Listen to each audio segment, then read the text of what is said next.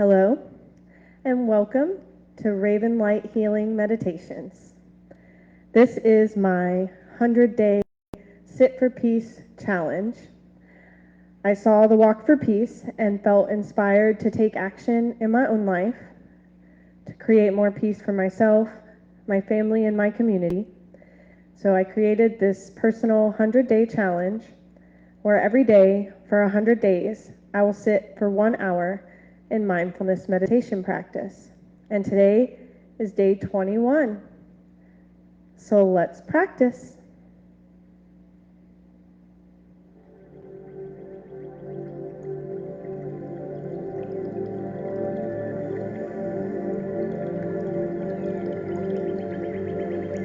We begin our meditation by getting our body into position, finding a relaxed and comfortable posture.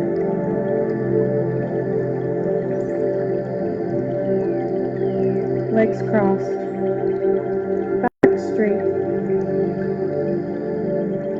looking straight ahead.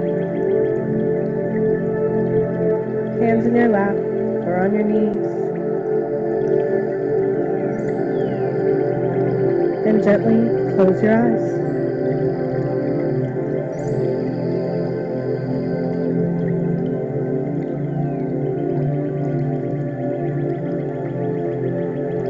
And we bring our attention to the breathing.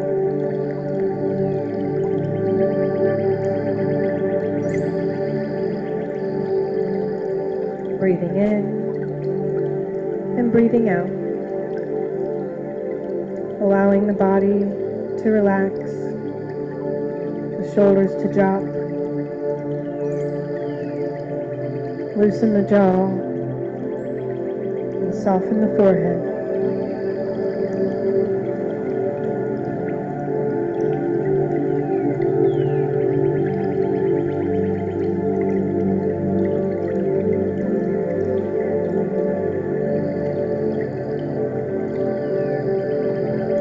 With each breath, we breathe deeper into the relaxation.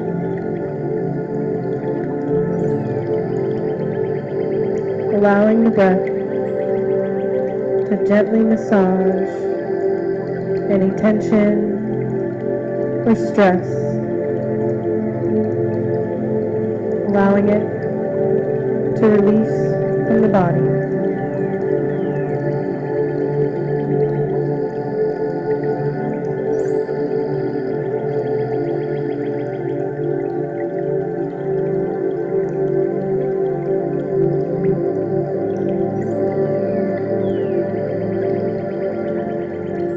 Notice where you feel the breathing coming in and going out.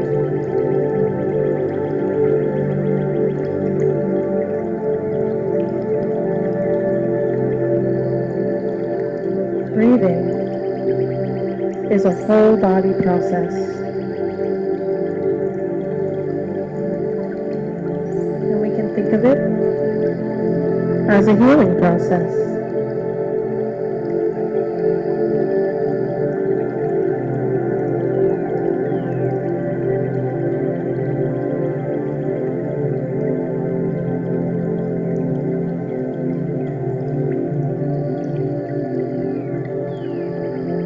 Allow each breath to bring your attention to the unexplored areas of the body.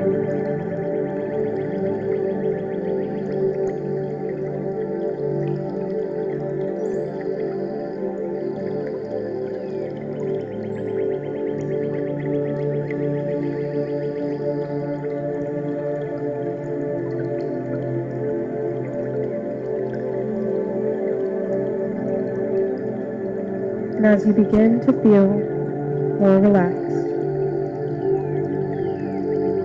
we want to center our thoughts on goodwill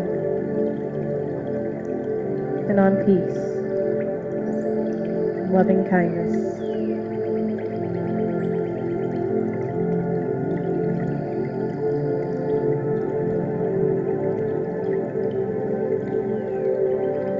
begin by extending the goodwill to ourselves, our friends and family, and continue to grow this goodwill outward in ever-widening circles to people you don't know, to people you don't like.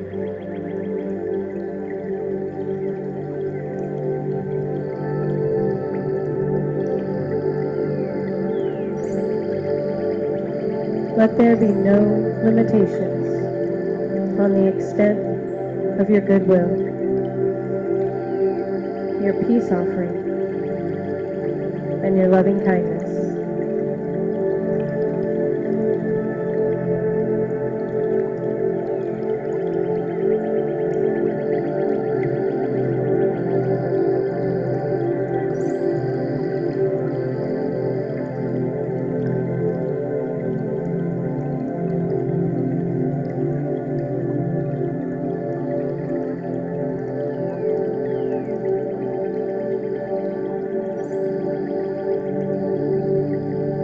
We are reminded that wisdom starts with asking the question, what, when I do it, will lead to my long-term welfare and happiness?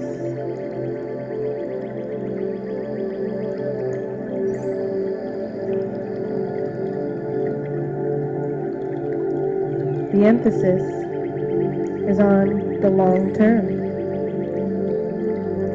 and it builds on the realization that you are responsible for the actions that will lead to that happiness.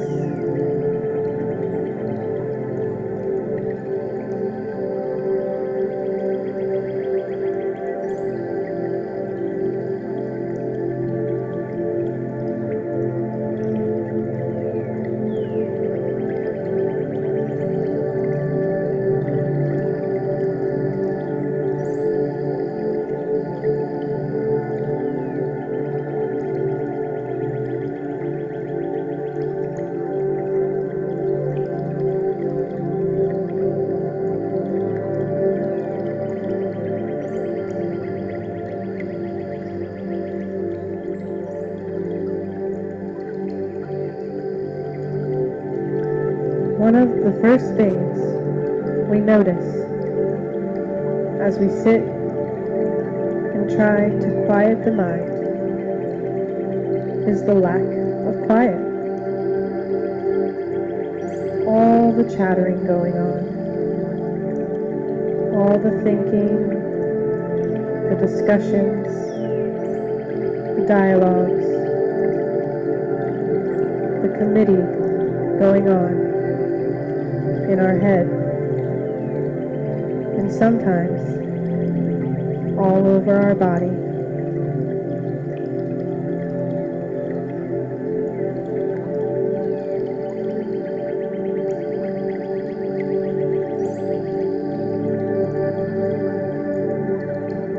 It can seem like never-ending chatter.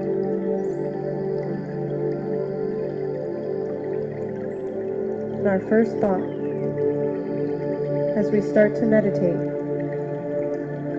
is, how can I stop the chatter?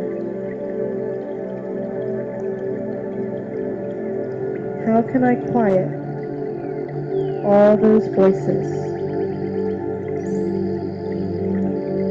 so things can be quiet on the inside?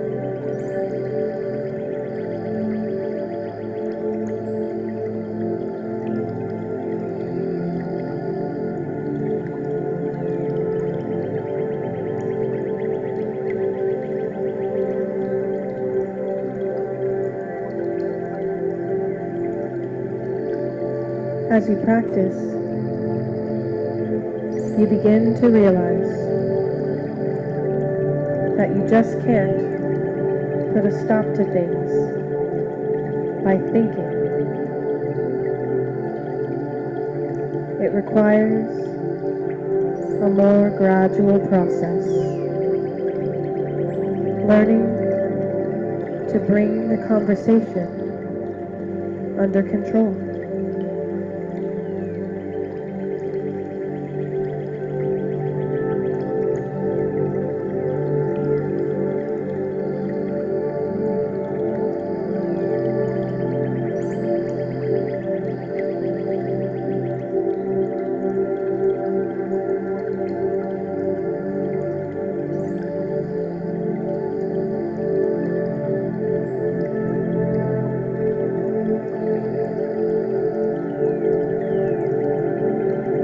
When you start out, there are lots of unskillful voices in there. Frequently, the discussion is just allowed to continue running without any order.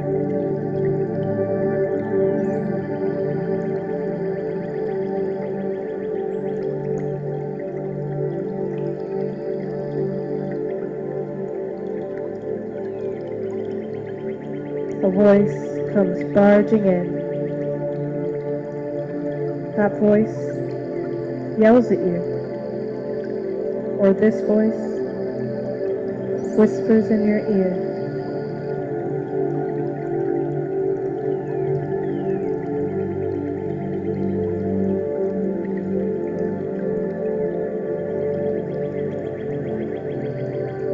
And the mind just chatters away.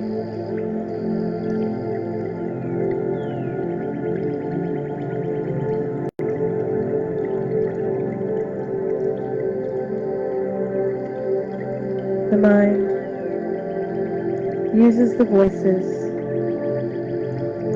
all the tricks the mind plays on itself, how the different voices try to get their way. Because many of them are not just aimless voices saying random things.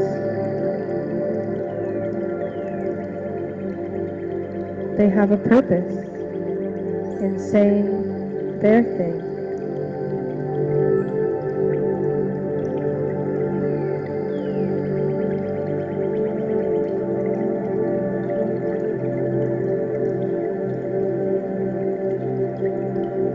There's an urging on to action in one direction or another.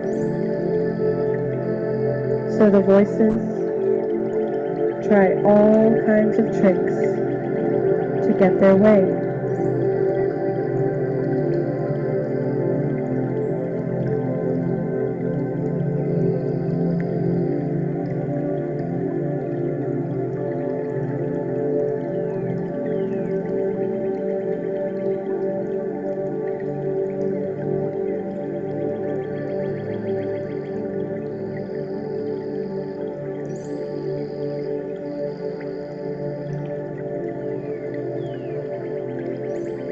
The mind has countless ways of getting a particular idea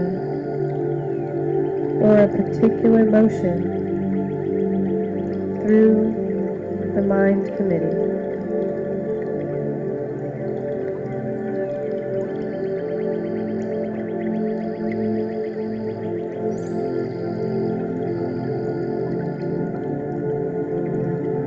So to begin with, when we work with the mind, we want to make that discussion more skillful.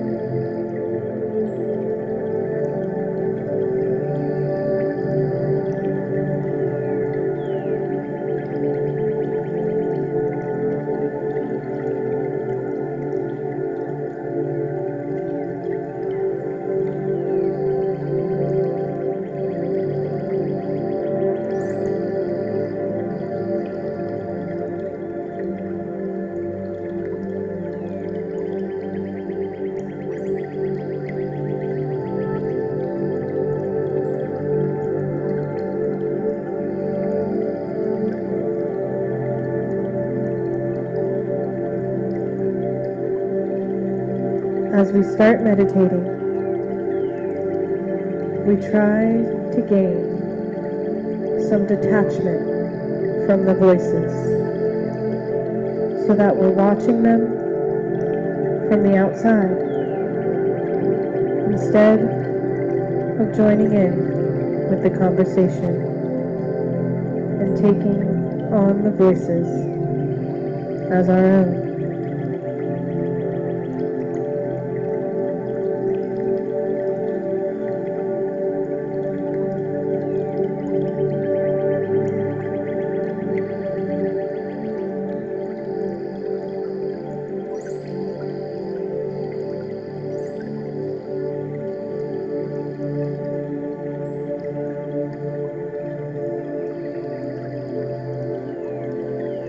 We practice this detachment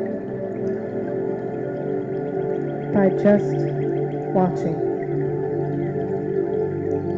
simply observing all the voices without judgment or reaction.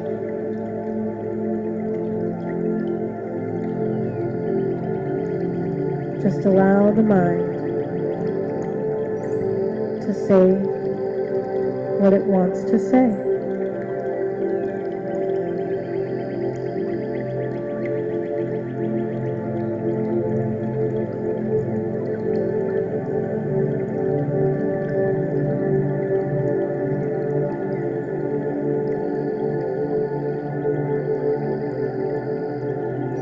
I like to think of it like watching a movie, observing myself as a character in a screen or on a stage, playing a role.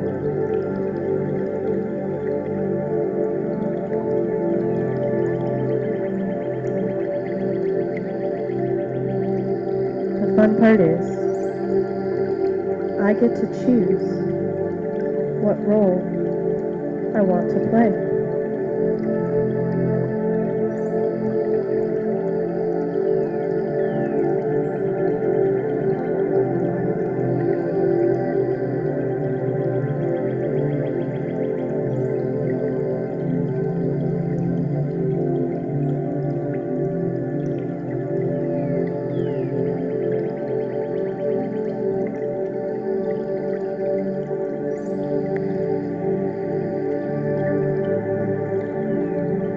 This is one of the lessons of the teaching of not self. Realizing it's not actually you talking in there.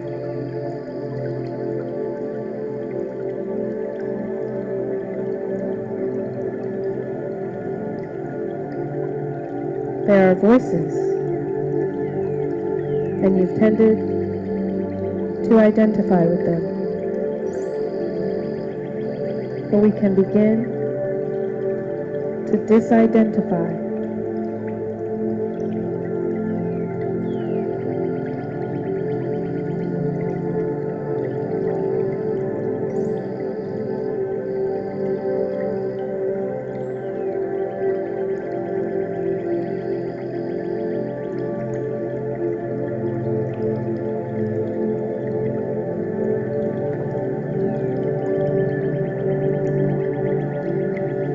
As you observe the thoughts and the voices, ask yourself,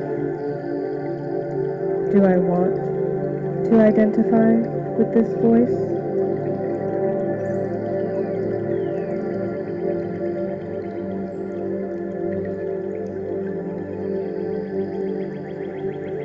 Do I want to take action on this thought?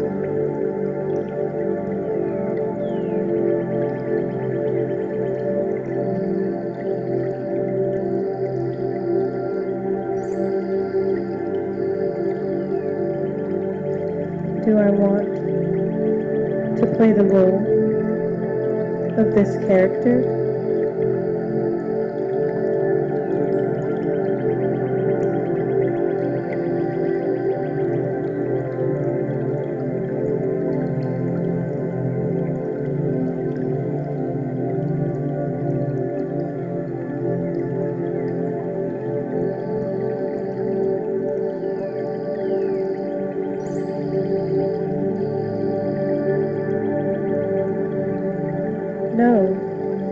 that we don't have to act on the firing of every nerve end.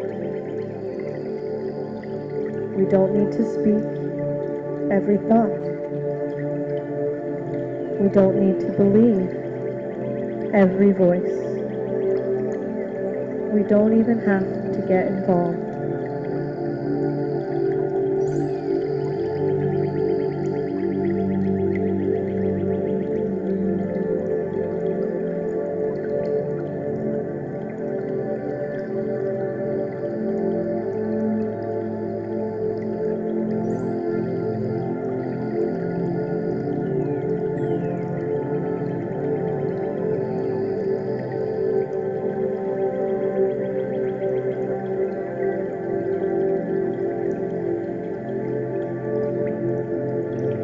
If a voice comes and urges action, just let it urge. Eventually, it'll stop. Just keep watching.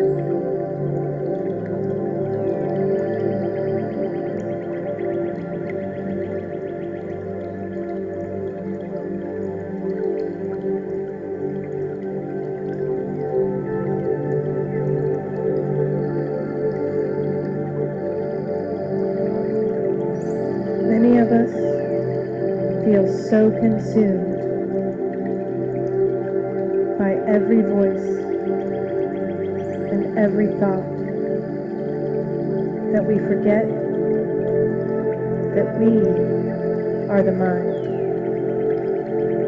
not the voices, not the thoughts. And we get to choose what thoughts and voices we believe and act on.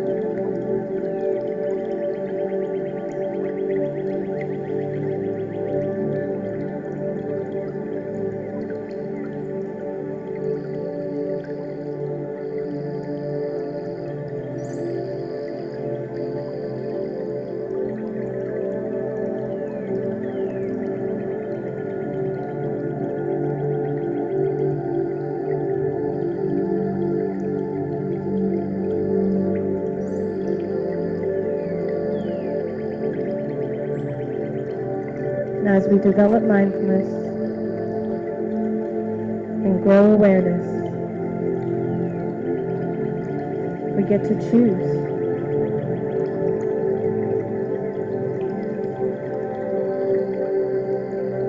Just the act of wanting to make the inner conversation more skillful, that in and of itself begins to distance you from it.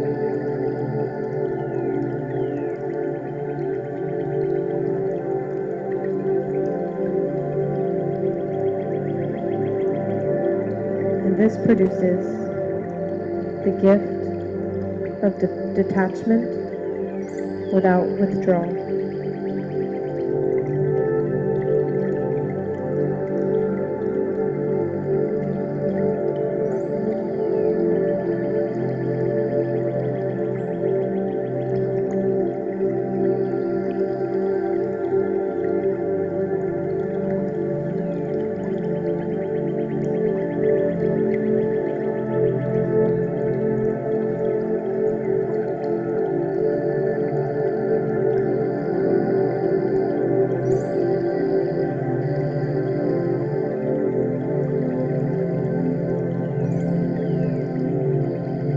We practice concentrating on the breath as a way of giving ourselves a good, firm basis on which to stand, so that we can stay outside the discussion.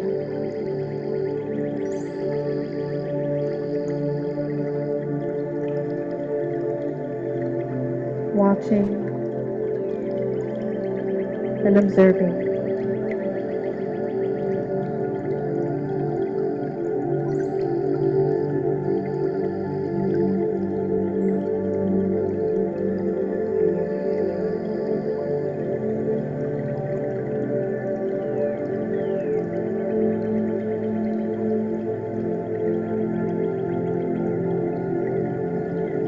notice a thought, allow curiosity to ask the question, where does this thought come from?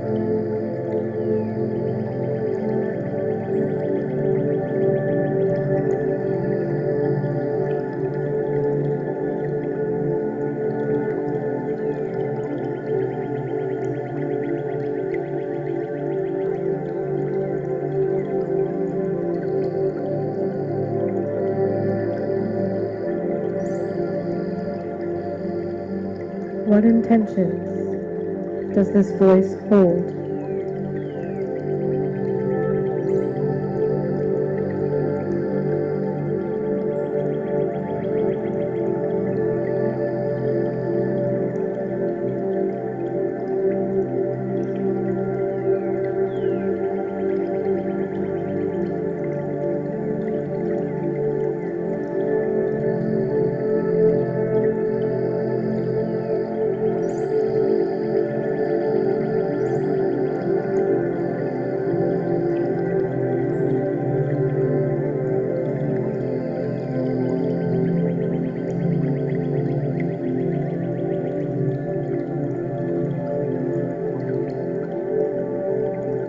And sometimes, simply watching the discussions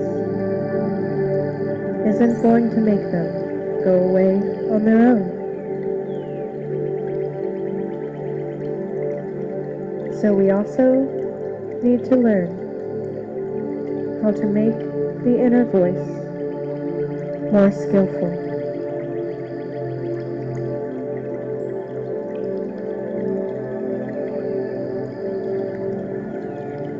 And sometimes this means introducing new voices,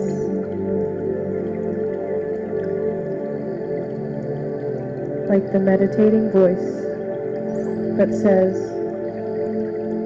hey, you can stay with the breath.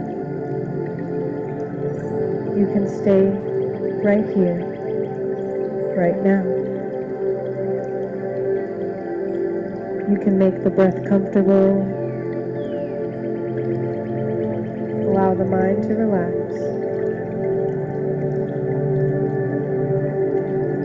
You can feel calm and peaceful.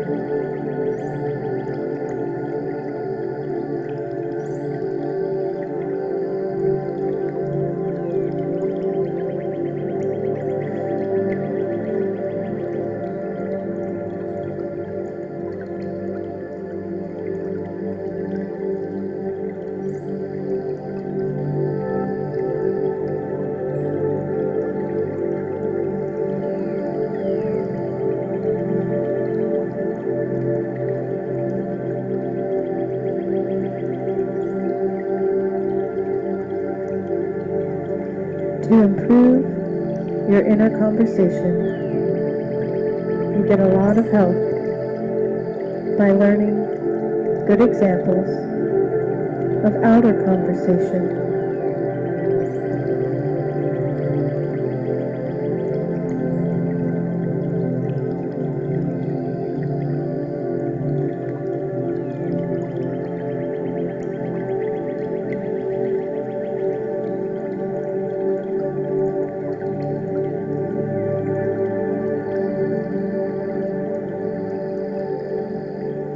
The first thing to learn is how to talk to others in skillful ways,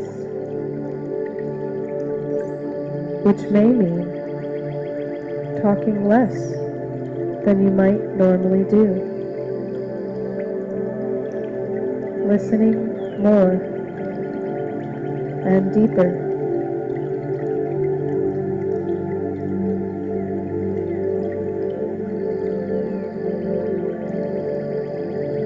and digging in to the energy and intention behind each and every word.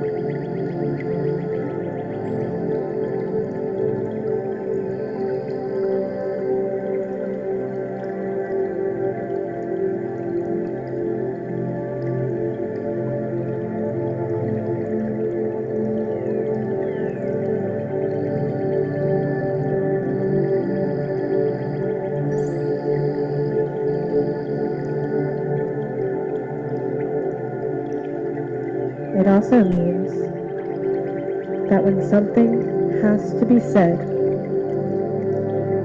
you figure out the best way to say it, the best time, the best place,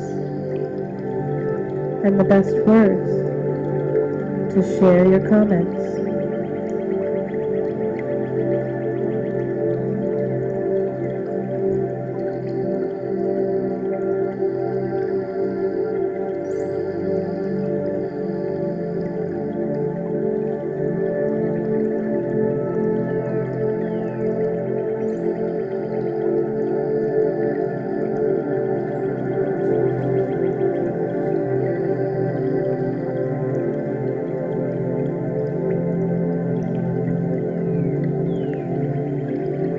As you get more skillful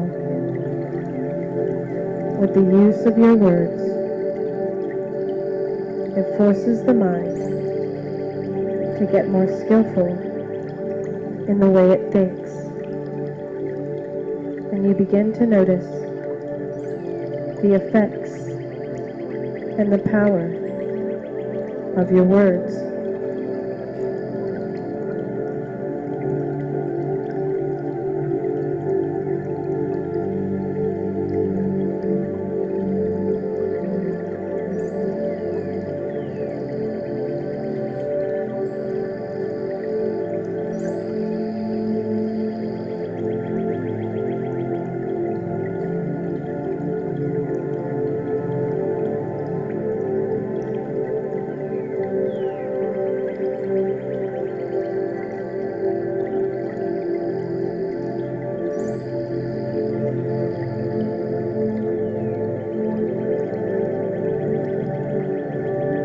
If you need to have a difficult conversation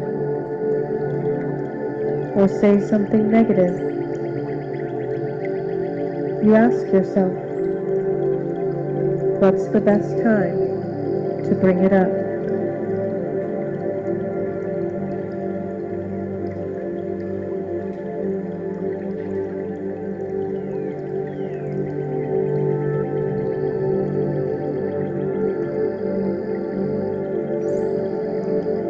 What's the most effective way of saying it?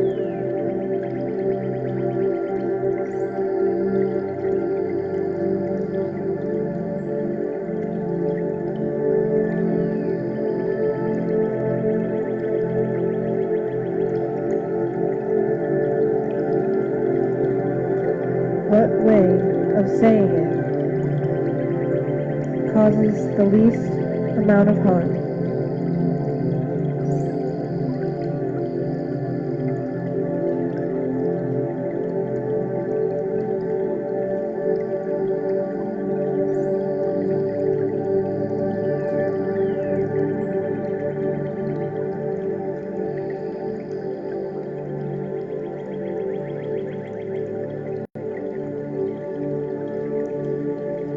And as you get more skilled in using your words, you find that the conversation in your mind will begin to mature and change as well.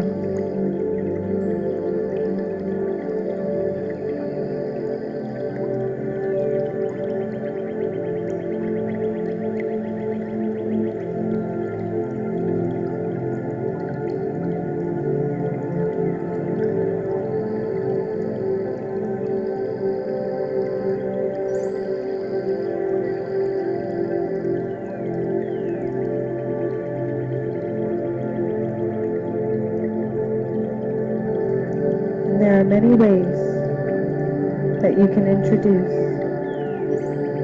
skillful voices into the conversation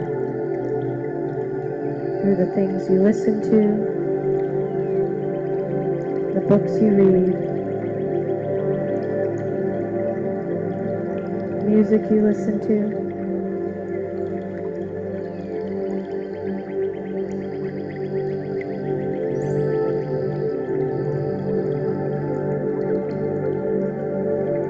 When we choose these things wisely, we can introduce more skillful voices into the conversation.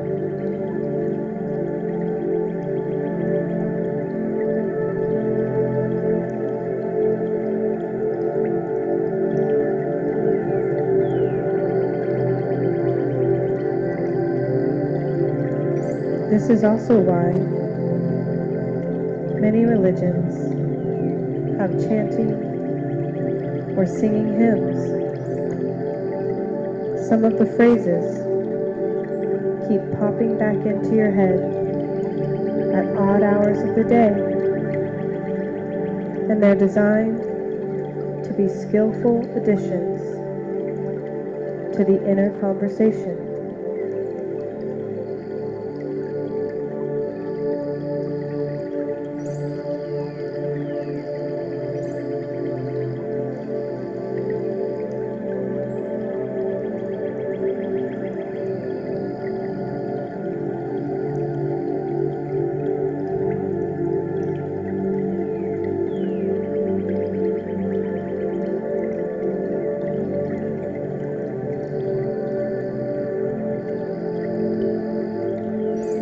As you practice watching the mind, you'll notice as you try pulling out of your inner conversation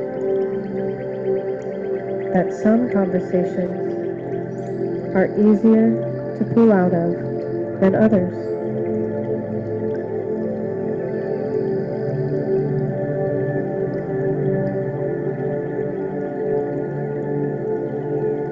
The ones filled with recriminations and negative thoughts, harmful thoughts, those are the hardest to extract yourself from.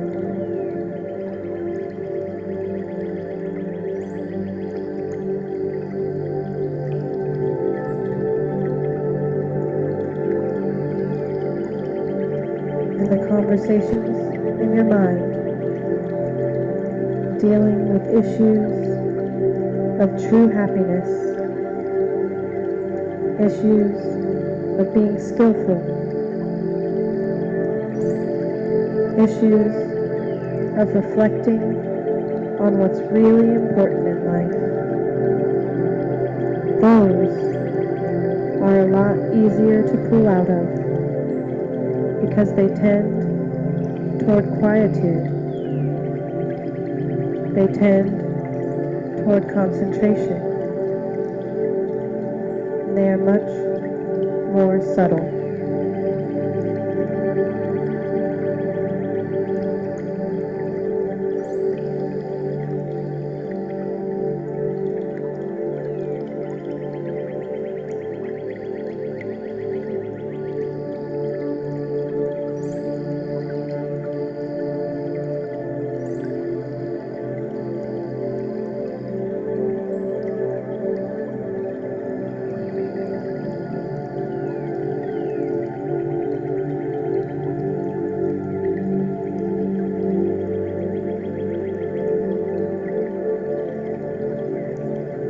So as we're training the mind, it's not just an issue of immediately stopping the thinking. It's also learning how to think more skillfully. And it starts with learning how to use your words more skillfully.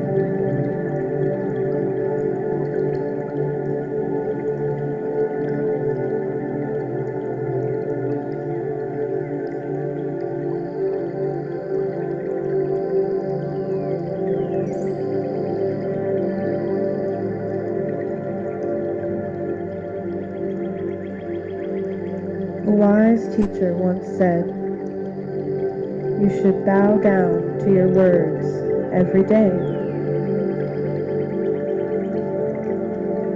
You have a human mouth, and the human mouth has a lot of power.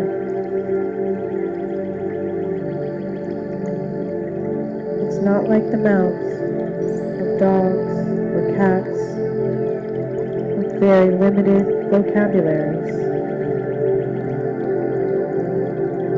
We can say all kinds of things,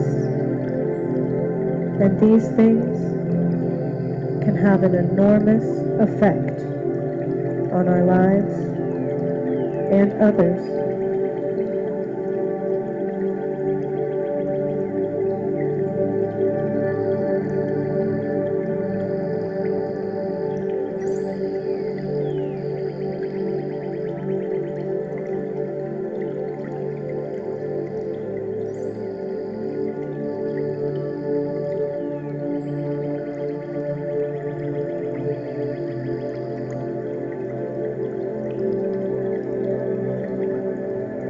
When you start paying attention to what you say in the course of a day, and you put effort into making it more skillful,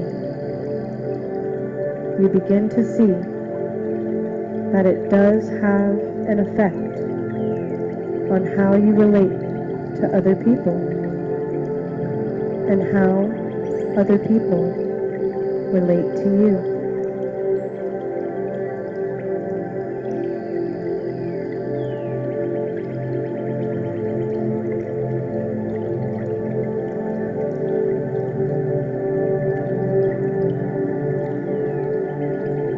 The whole context of your life is strongly affected by your speech.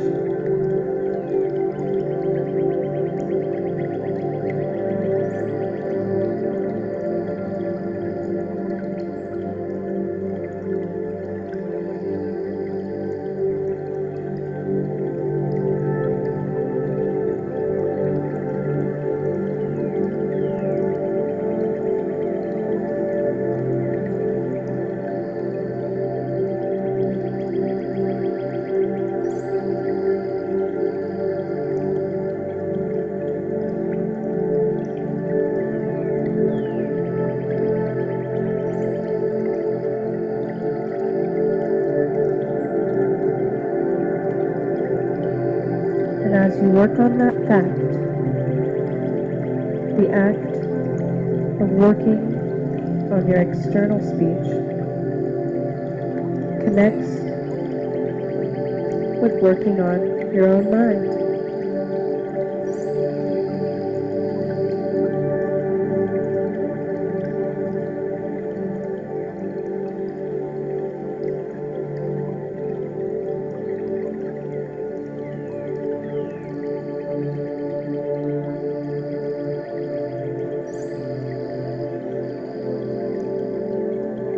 The care you use in framing what you say, the thought and circumspection you use as you notice the right time to say it, deciding what's worth saying, what's not worth saying. These things develop mindfulness. They develop alertness. All the good qualities you need for a peaceful heart and mind.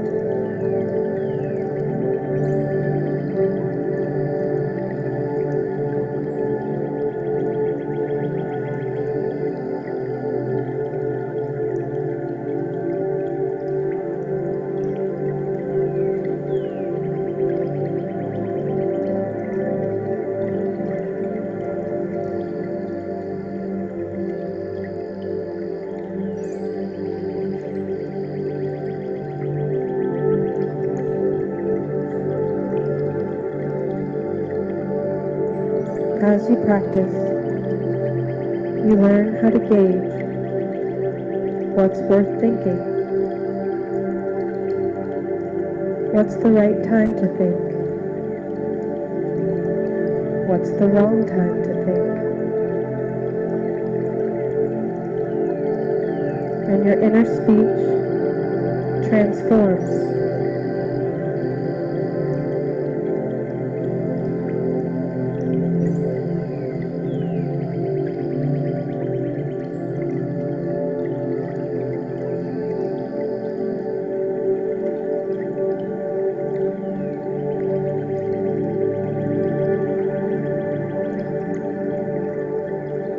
as you introduce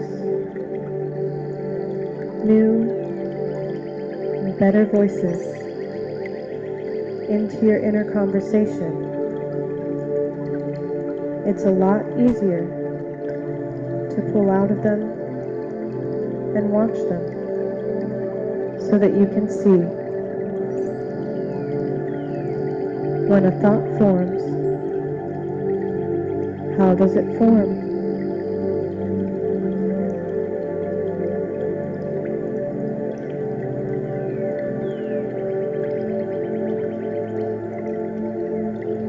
What are the intentions?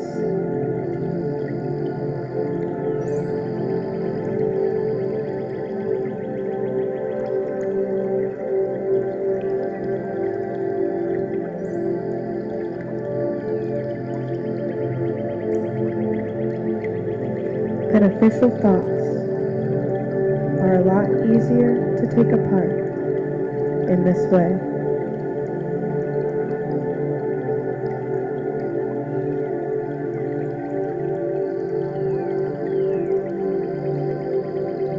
Thoughts that are filled with negativity and regret are very hard to take apart because it's so easy to get attached to their stories.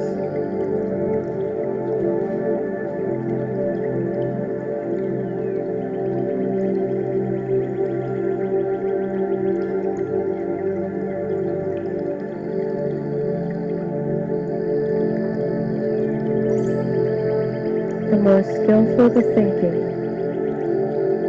the easier it is to take apart.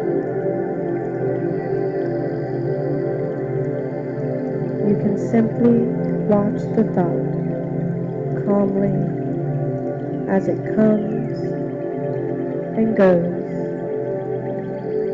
because it doesn't hold any poison for the mind.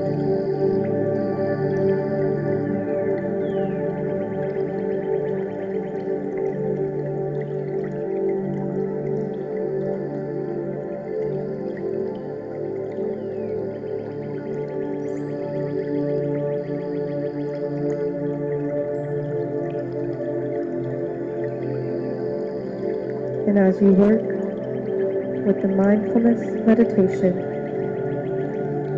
you get quicker and quicker in seeing how the thought forms,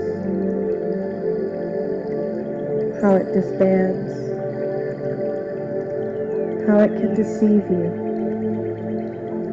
and how you don't have to be deceived.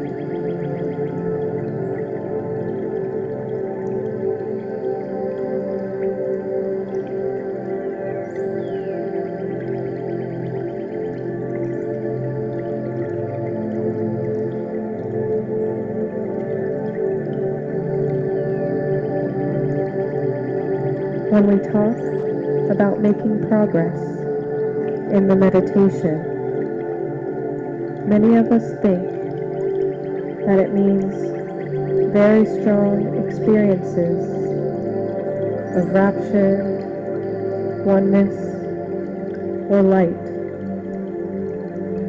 And these things are not to be sneered at. They're important. They give a sense of refreshment to the practice.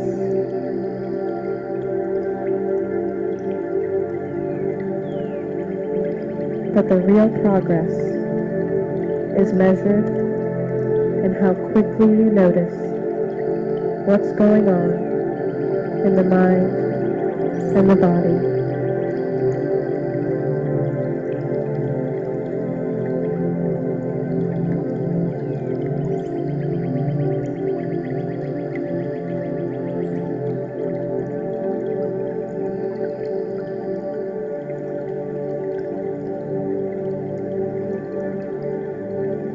When the mind begins to slip off, the faster you catch it and can bring it back, that's a sign of progress.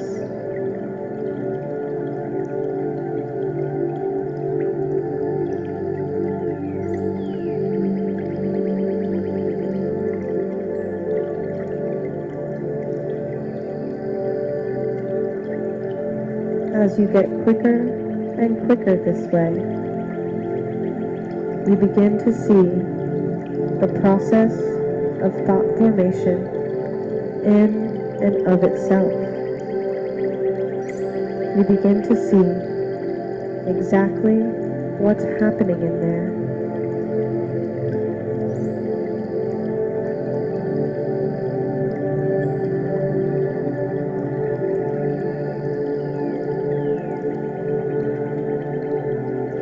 When do you start participating in a thought?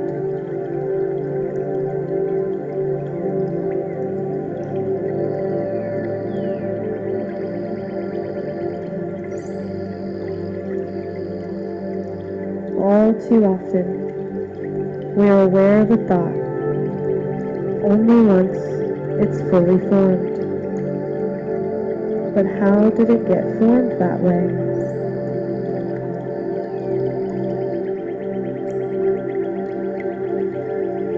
Did it just happen on its own? Was there subliminal participation on your part?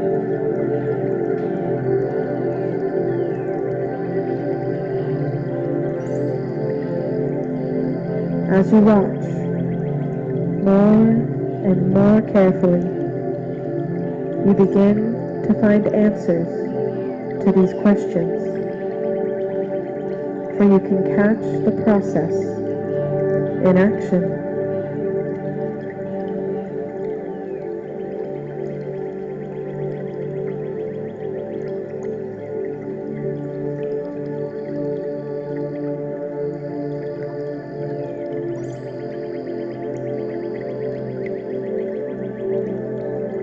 Each thought starts out as just a little stirring, very subtle, and it's hard to say whether it's a stirring in the body or a stirring in the mind.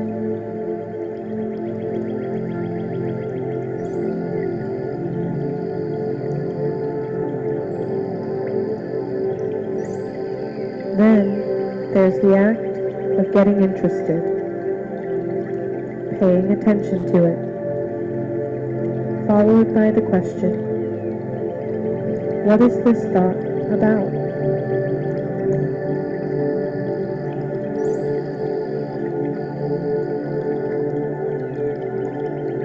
Then the mind labels, oh, this is a thought about X, or this is a thought about Y. And that turns into a fully formed thought.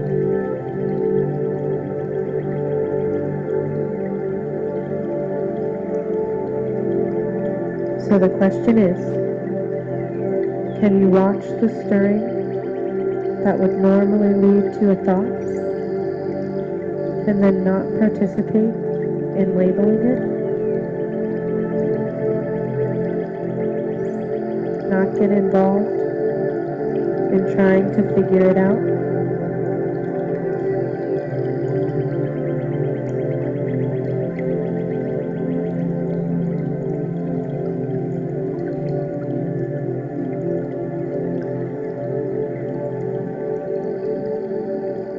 When you do this,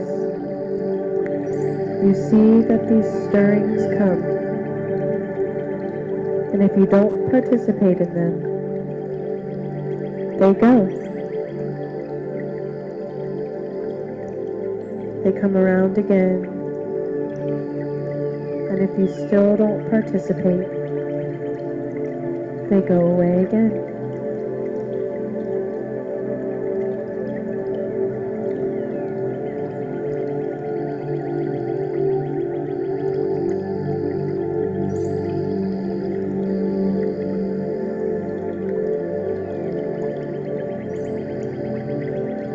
This way, you begin to realize the extent to which thought formation is really an intentional process.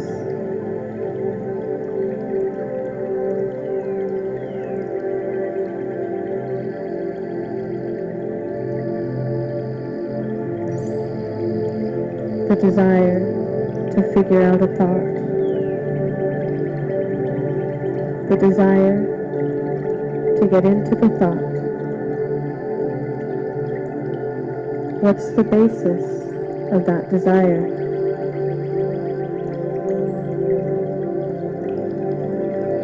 Is it boredom?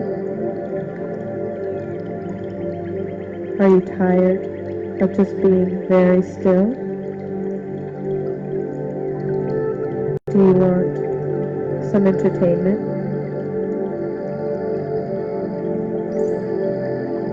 Some of the thoughts, once they get formed, try to take over the mind.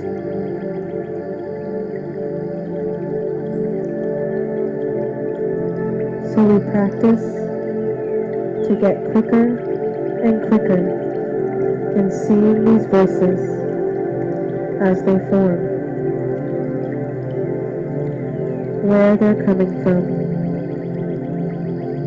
exactly how much we're putting into them.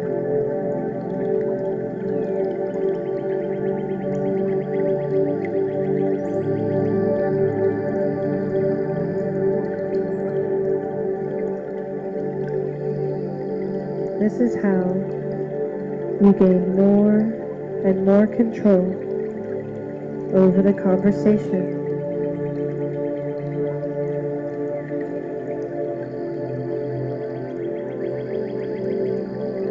This is how you create a skillful conversation.